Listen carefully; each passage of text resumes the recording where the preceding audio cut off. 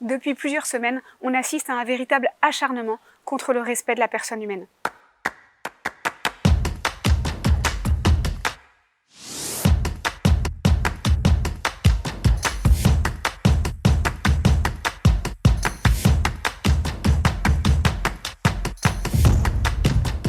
Après 2 lectures dans chaque chambre, le projet de loi de bioéthique va être examiné par la commission mixte paritaire.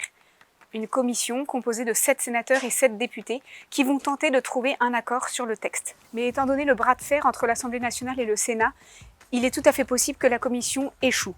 On se souvient en effet que le Sénat a dit non à la PMA pour toutes, a dit non aux embryons transgéniques, a dit non aux embryons chimériques ou encore a dit non à l'interruption médicale de grossesse pour détresse psychosociale.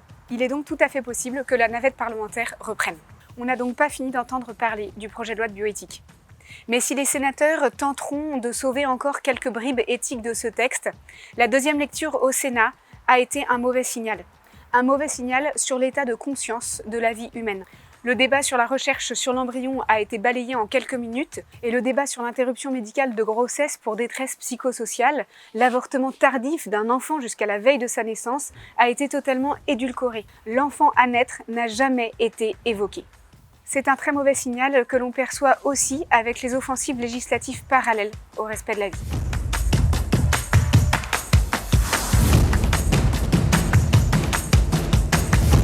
La proposition de loi Gaillot, dont l'objectif affiché est de renforcer le droit à l'avortement, est une des offensives manifestes au respect de la vie. Comme si le projet de loi de bioéthique ne suffisait pas en ce moment au détricotage de l'être humain. Avortement possible jusqu'à 14 semaines, suppression de la clause spécifique de conscience pour les médecins, suppression du délai de réflexion de 24 heures, tiers payant généralisé, avortement chirurgical pour les sages-femmes avec une meilleure rémunération, comme pour les encourager, recensement dans un répertoire national des professionnels pratiquant l'avortement, ou encore refus de délivrer la contraception d'urgence considérée comme un refus de soins. L'avortement deviendrait une sorte de prestation de service gratuite, immédiate, voire obligatoire pour les médecins en ce qui concerne la délivrance de la contraception d'urgence. Mais faut-il rappeler l'évidence ?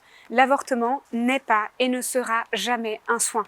Et cela, quelles que soient les injonctions des idéologies libertaires qui cherchent à renverser les valeurs. La déferlante législative contre le respect de la vie montre combien la société a démissionné de sa mission première, la protection de la vie à naître.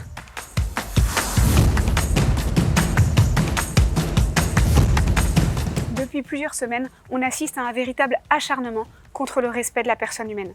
Chaque texte législatif est l'occasion d'intégrer l'avortement.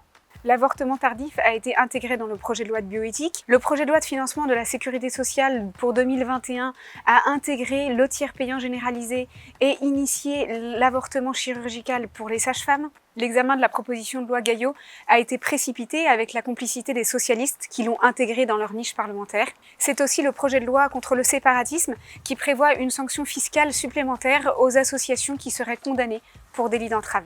Cet acharnement se perçoit aussi au niveau de la fin de vie, puisque la proposition de loi sur l'euthanasie, proposée par Jean-Louis Touraine, va être examinée au mois de mars. Face à cette déferlante législative, la Fondation Jérôme Lejeune est déterminée, comme Jérôme Lejeune l'a fait en son temps, à éveiller les consciences sur la dignité de la personne humaine.